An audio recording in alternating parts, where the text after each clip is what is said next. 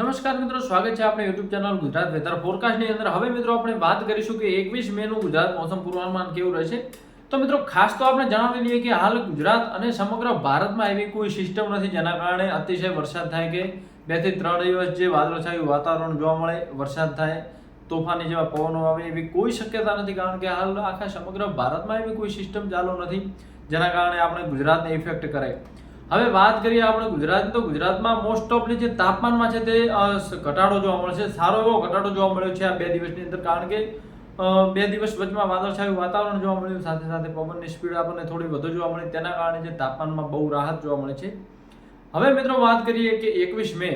તો કચ્છના વિસ્તારમાં ક્યાંક ક્યાંક વાદળછાયું વાતાવરણ જોવા મળે, કચ્છના અમુક વિસ્તારમાં ક્યાંક ક્યાંક ધૂળભરી આંધી જોવા મળે, પવન થોડાક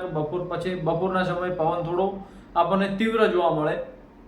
સવારના સમયે પવન આપણને નોર્મલ જોવા મળે છે 5 થી 6 કિમીની ઝડપે, પણ જે બપોર પછીનો જે 12 વાગ્યાથી લઈને 3 વાગ્યા સુધીના સમયમાં પવન થોડો વધુ જોવા મળે, 15 થી 20 કિલોમીટર પ્રતિ કલાકની સ્પીડે આપણને જે પવન જોવા મળે, સાથે સાથે ક્યાંક ક્યાંક વાદળછાયું વાતાવરણ જોવા મળે, બપોર પછીના સમયે ઘણું જે વાદળછાયું ક્યાંય જોવા મળશે નહીં, આછા પાતળા આકાશમાં ક્યાંક ક્યાંક વાદળો જોવા મળશે,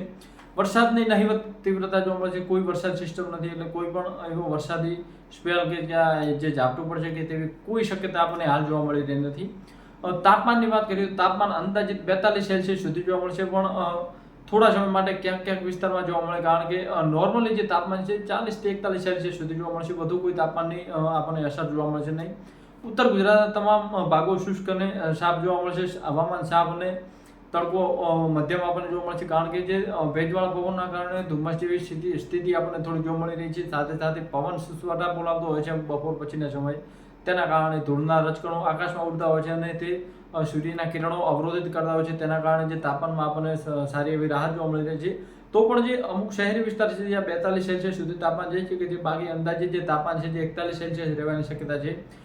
ઉત્તર ગુજરાતના તમામ વિસ્તારોમાં નહિવત વરસાદ જોવા મળે છે, કોઈ વરસાદી સિસ્ટમ નથી, ક્યાંક ક્યાંક વાદળ જોવા મળે તો ક્યાંક ના પણ જોવા મળે,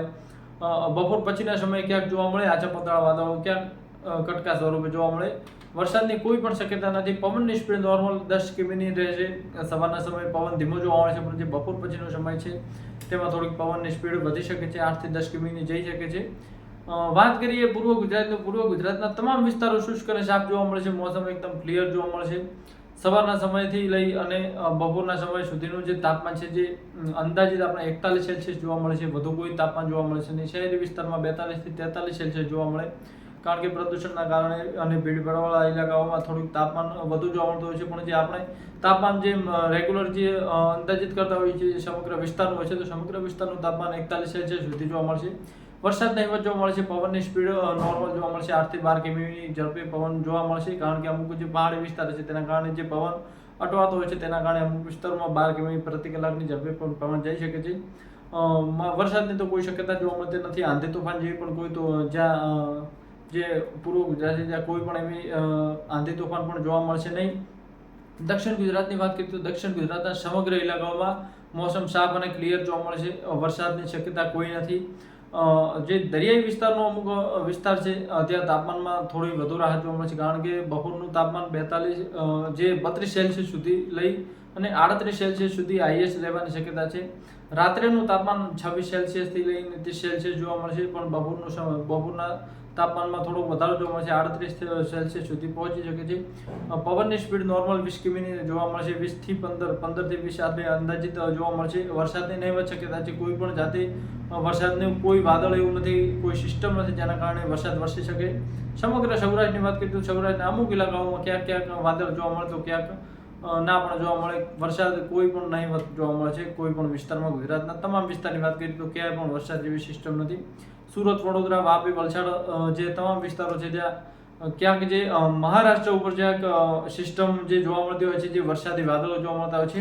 તે વર્ષીય અને જ્યારે પણ છૂટા પડતા હોય છે ત્યારે કોઈક સમયે આકાશમાં વાદળછાયું વાતાવરણ જોવા મળે, ઘણું ઘમ્મરઘોટ જે વાદળછાયું વાતાવરણ જોવા મળશે નહીં,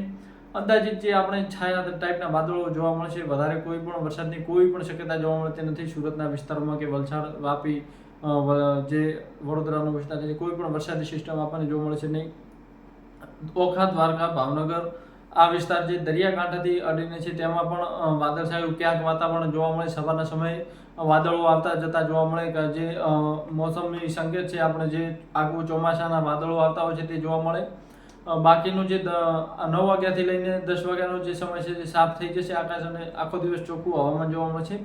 દરિયાઈ વિસ્તારનું તાપમાન આપણને અંદાજિત 31 થી લઈને 36 સેલ્સિયસ સુધી જોવા મળે છે. વધારે કોઈ પણ તાપમાનમાં પણ વધારો જોવા મળે છે નહીં. પણ જે ભેજવાળા કારણોના અનુસાર જે અને સૂર્યના કિરણો પડતા હોય છે તેના કારણે થોડોક બફારો જોવા મળે. બાકી વરસાદ નહીવત જોવા મળે છે. સમગ્ર ગુજરાતમાં કોઈ પણ વરસાદી એક્ટિવિટી હાલ 4 થી 5 દિવસમાં તો કોઈ જગ્યાએ પણ જોવા મળે છે નહીં. અને મિત્રો વિડીયો પસંદ આવ્યો તો લાઇક, શેર અને સબસ્ક્રાઇબ કરવાનું ભૂલશો નહીં. ધન્યવાદ. બની રહેજો મારી સાથે. તમને ડે બાય ડે અપડેટ આપતો રહીશ. ધન્યવાદ.